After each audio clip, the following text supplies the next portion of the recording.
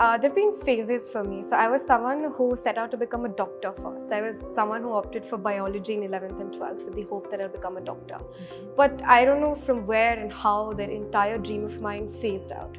So once this maternal uncle of mine, he's distantly related and he serves in the revenue service. He called me and I was someone who was good academically. So he was like, what are you planning to do after class 12th? I said, I might take a drop year and prepare for medical. And he was like, why? I mean, you're so bright academically. Why don't you go for civil services? So this is the first seed that was put in my mind.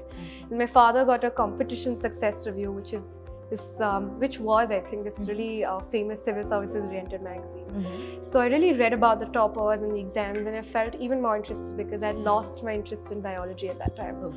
So also luckily I got this really good percentage in class 12th. I applied to St. Stephen's and I got through, and since then it's always been civil services, even though the working for it started later, but the dream was conceptualized in college after school.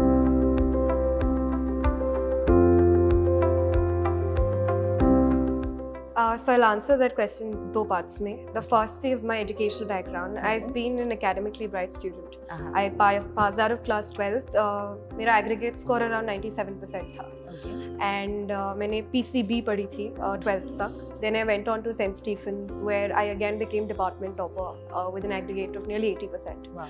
So yes, I've been academically bright, और मतलब that does help because a sense of diligence, hard work, मेहनत, focus रहता है, वो सब developed आपका already होता है.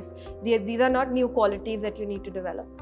Howsoever, it's not a universal principle. ऐसा नहीं है कि आप पढ़ाई में अच्छे नहीं थे, so you will not perform well in UPSC, because this is also an exam that tests your common sense. And as I state very repeatedly कि ये exam basic comprehension और analytical skills test करता है.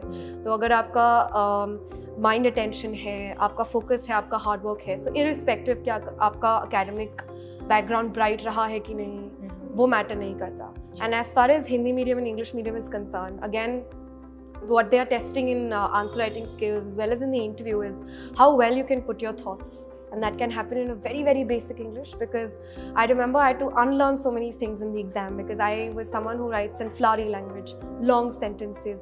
मतलब हमें बोला गया कि छोटा करो sentences so that it becomes easily readable, how a child of class 6th writes.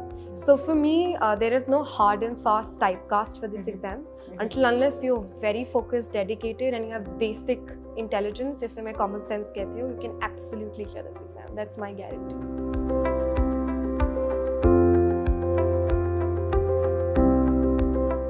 Very relevant question. I say this because the last few days are days where your anxiety shoots up and the amount that you're giving to your study qualitatively comes down, even though you're sitting with the books. So what I tell people is, for example, today there are around 25 days left.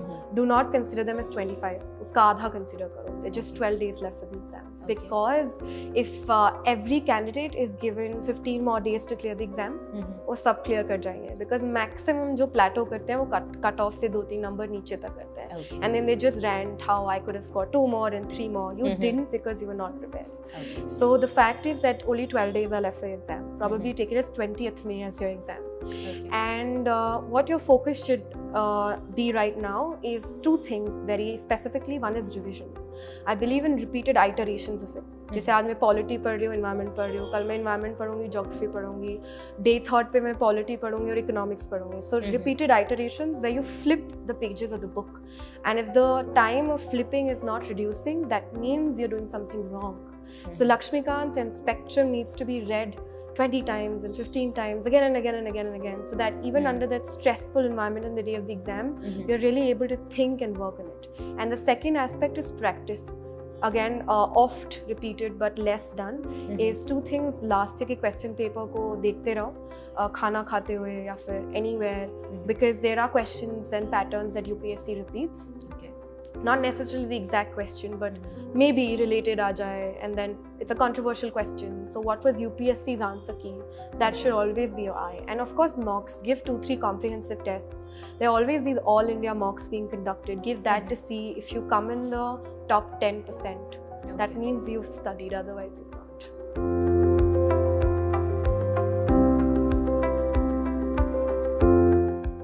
So firstly, there will never be a right time to start writing tests because mind में सोचते रहते हैं कि अभी course पूरा हो जाएगा तब दे देंगे, तब हो जाएगा तब दे देंगे. The course is so vast. You should never literally wait for a right time, but also that you need to finish your basic books before you pick up a test, because then it's of no consequence. So also giving a test, your aim should not be very hard scoring like number lane. Of course the focus needs to be am I really applying what I read. So when you start solving tests is when you do your basic books, and that can happen in any span of time that you are comfortable with. First 2 attempts, I did not clear prelims. My first prelim score was 103, the cutoff was 116. My second prelim score was 100, the cutoff was 105.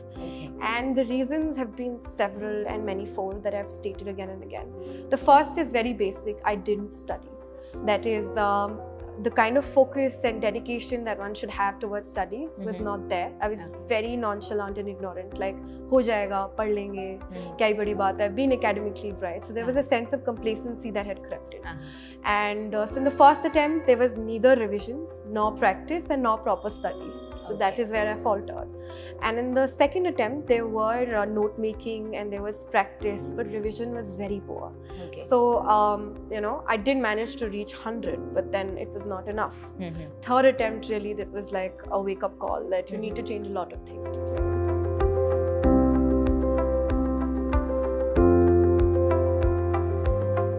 So I'll tell you, humanities students have a problem. That is, they're very descriptive in their approach because वो objectives कभी solve किए ही नहीं हैं. So the kind of strategy that is required, कितने questions कैसे solve करने and all of that was absolutely missing. So I was reading endlessly, and if you see the notes that I made in the first attempt were like a summary, how we do Pressy writing in school, which is absolutely like a big no. So what I did in my first 2 attempts was lack of strategy, I would say. I mean, hard work with strategy in the sense that I did not know how to divide my course and study and revise and all of that. Third attempt when there was like do it or die, my focus was entirely on how to really make effective notes for prelims, because I had read the books cover by cover, but they were not working out that well. So I decided to make short keyword oriented notes, like if there is a topic about temples, so I used to write down what kind of architecture, what kind of characteristics, and then the examples, so that when I was revising it again and again, I could recall those words. You know how you have pictographic memories? You remember things you've seen much more than you've heard. So that was my entire focus, and of course practice took its own toll, so that was something different.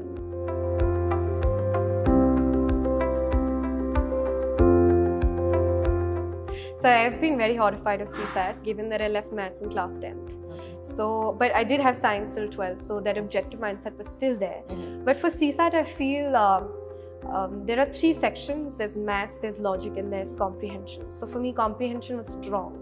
My logic was also fine. Like I could attempt those. Some people are sitting around the table and this and that. I could attempt those kind of questions. When it comes to maths, it guarantees you a certain score because there's just one answer, unlike in comprehensions. So all those who've not read maths beyond 10th tak to compulsory hoti in most schools, is that there are certain basic topics that are stated in the syllabus, like ratio, proportion, and profit and loss. So if you could really practice 2-3 standard questions, I'm not telling you to pick up R.S. Sharma and practice it again and again, but basic topics in which you know the formula that, okay, what is selling price and whatever discounts, and you know the method of solving it. So that will not take much time. And here the key is to solve the last 5-year papers, because CSAT has had a very definite pattern, but this year it was a little different. They have more graphs and that was easier to solve. So I don't know what googly they're going to throw the other time, but there's always a standard of questions that they ask. So solve the last year papers and see where you stand. If your score is dipping and there are certain areas you need to work on, do that. I mean, give certain time. Don't be like, I'll do it and I'll qualify.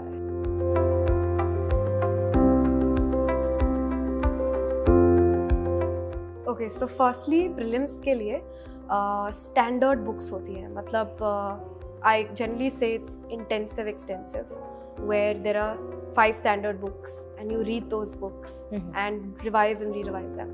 So for polity, there is no second other than Lakshmikant. For modern India, there's no second than Spectrum. For ancient India, do not read anything apart from R.S. Sharma. And for geography, it's the NCRTs that matter. For economics, I did pick up Shriram's book from the market and did my current affairs. So these are the 5 main core subjects. And also environment. There is a Shankar IS book that's very popular and most of the student community reads it.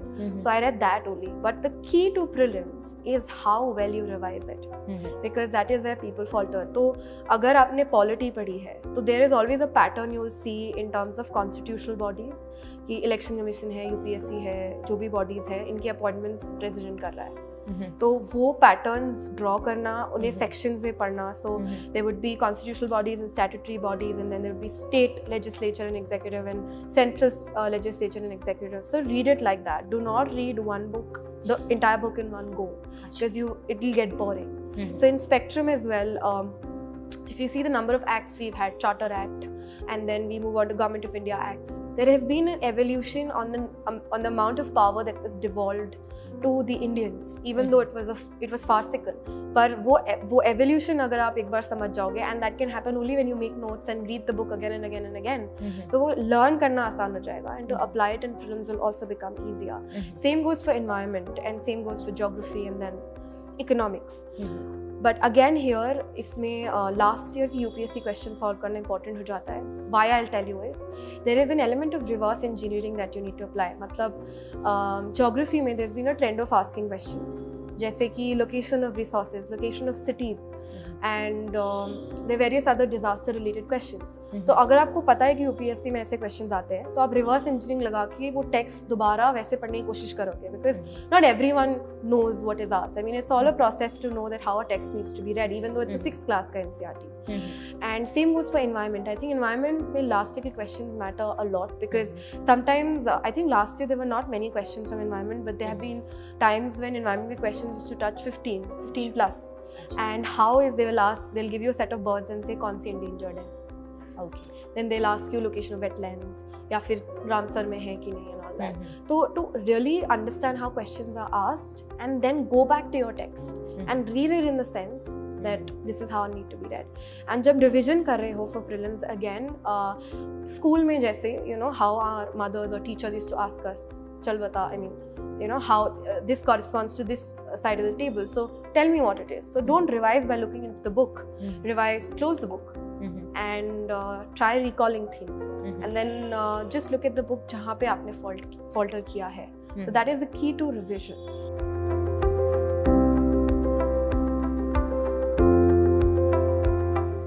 So मेरा advice would be from the perspective of a person who's prepared for prelims thrice. So I have a bias कि हर साल नई किताब उठानी थी. So I did 6th to 12th. Okay. And I felt that they were important. Okay. Howsoever, you need to define it subject wise. Like for polity, I necessarily don't recommend 6th to 10th ka kitab because it's Lakshmikant, and 11th 12th ka little bit you can read. Same goes for geography, though 6th to 12th is very important, irrespective of it's your first attempt or your second attempt or your third attempt. And economics ke liye again 6th to 10th not important, 11th 12th is. So it depends on the subject as well. Environment, there's 12th class biology book that has a certain portion, and then there are people who recommend ICSE, ISC books also. But I personally did not read it. Okay. I just relied on Shankar and I did my current affairs. Okay. So it all needs to be figured out in the process. For me, it was natural. बच्चों से बात करके, teachers से बात करके, I just drew some conclusions by myself. NCRT पे ही एक और question रहता है कि should we follow the old NCRTs or the new? What would you say? What did you do? Again, I am speaking from a very biased perspective. तो जैसे कि Ancient India में R.S. Sharma is very important. But I went on also to read Themes in India Part 1. And there's a 6th class NCRT जिससे 2016 में काफ़ी questions आए थे one word वाले. Okay. मैंने तीनों पढ़ दी थी. Okay. Medieval India में again I did not touch Satish Chandra, which is the class 11th, very extensive book because I believe इसमें art culture ज़्यादा आता है. And I just did Themes in India Part 2, which had a lot of Sufism and all these questions that are very popular. And Modern India में I did not touch any NCRT. I just read Spectrum. Okay. So again, it becomes a mixed combination of did I finish the syllabus in reality?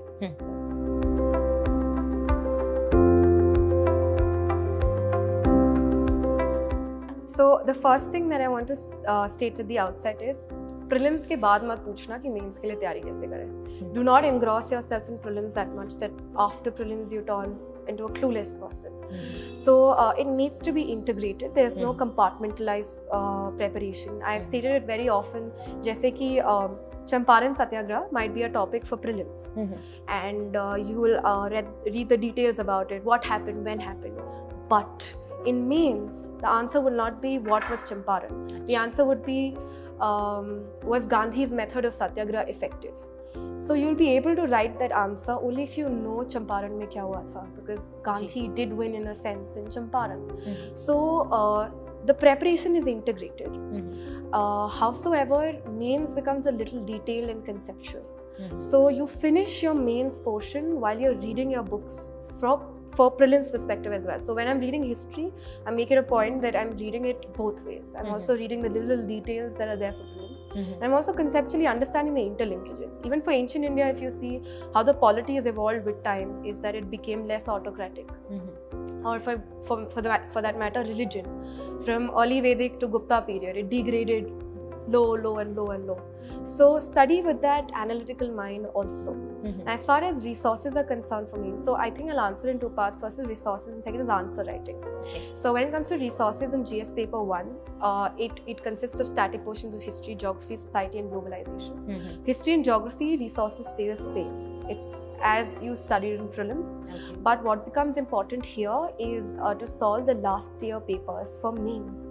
Because if you analyze, for example, if anyone has amongst the aspirants of modern India questions that have been asked in last year, बहुत common thread run करता है. Nationalism पे है, Gandhi पे है.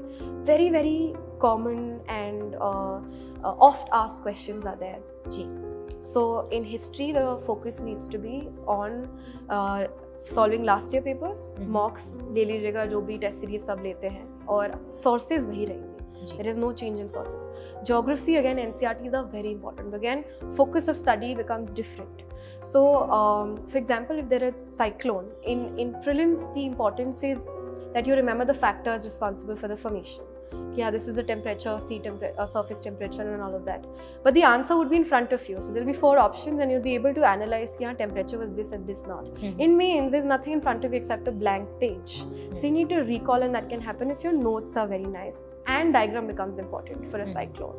So which are given very clearly in NCERT. So geography ka perspective is to really know the exact terms, exact the conditions for formation of cyclone and a diagram.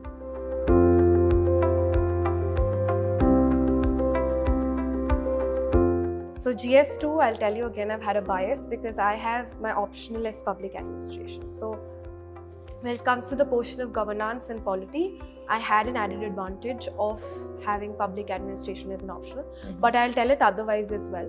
For polity, Lakshmikant does not suffice for GS paper 2. What you need to focus is on last year question papers, because, for example, the question is the president a rubber stamp? So for that, you need to have a base of probably a value-added material from a coaching institute. I personally do not know of a book that really teaches that. For me, it was my public administration notes.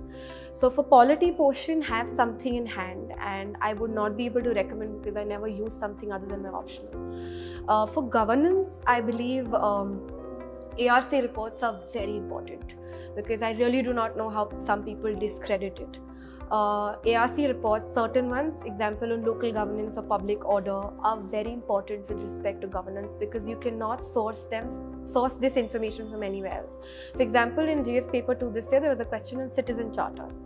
So it matters if you really wrote the exact things rather than writing very generically. So everyone knows citizen charters are a problem because they do not have a time standard or a quality service delivery standard, but these are very generic words. If you read the ARC, you'll find detailed analysis of what's wrong with citizen charters and a very detailed and concrete solution of it. So read them, read the specific ones. I've stated it on my blog as well, that which ones to actually read, and make it a point that you read it from a problem solution approach. There is a lot of detailed explanation in the second ARC reports because, of course, they're extensive and they run up 200 pages as well. So read only the relevant stuff and have that eye, have that common sense on what's not relevant. So for governance, this is important. And last year papers, I cannot emphasize more, are very important. But then there is social issues, in which there's a static portion on NGOs and I think there is civil society and civil services reforms and all of that. So for that, you can pick up any value-added material from the market, or you can use internet.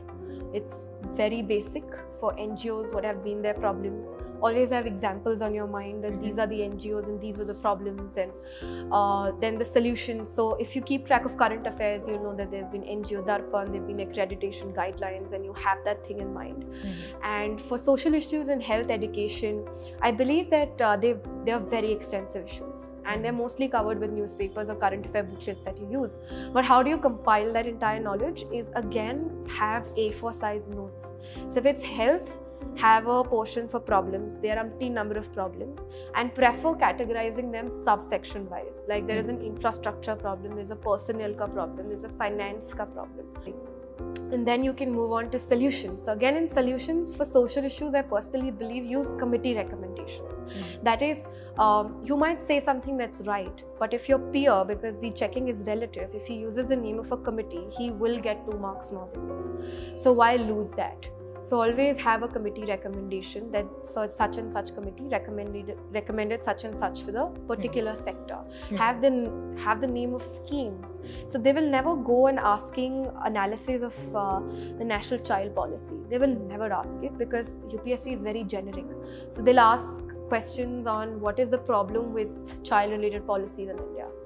But again, GS paper 2 people do not score much is because they will write generic things. If I ask even you will be able to tell me what's the problem with children's policy in India, right? So, but if you use committee recommendations and if you use statistics and they're written on a page in front of you, not like your knowledge is scattered at several places, you'll be able to attempt the question very nicely and efficiently.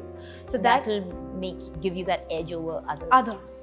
And it's very easy to do. So if I'm saying that you're investing 1.5 years in preparation full time, and if you're really not making an effort to have that edge, because every year standard बढ़ता जा रहा है. I mean, you'll see the kind of people who are getting through. They're way more intelligent. They've started preparation. I mean, I've been getting mails for students who've just passed out of class 12th or just doing class 11th. So that's the kind of enthusiasm for this exam. And if you're really giving full time to this preparation and you're complacent, I mean, you're digging your own grave. There's just 2 very small things that I've oft stated. The first is that victory is a cause and not an effect. That is, you need to create it by working very, very hard. There are no shortcuts, and if any topper does misguide you, because I've been a victim of it, just do not believe it. They all work hard, they all read basic books, they all make notes, they all revise in practice, and that is why they are there where they are. So really work hard and take care of yourself. And second important thing that I would like to say is that hope is a decision. That is, when I failed my first 2 prelims, there was crying, there were tears involved, there was stress and anxiety, but I still was hopeful कि अगर मैं मेहनत कर लूँगी, I will see my name in that list. So that was a decision I made somewhere in my mind and heart, which is I was hopeful for it. So always be hopeful and trust in yourself and work very hard towards your goal. And I'm sure I'm going to hear more chamomile tea toppers with some of you who are seeing this video today. So thank you.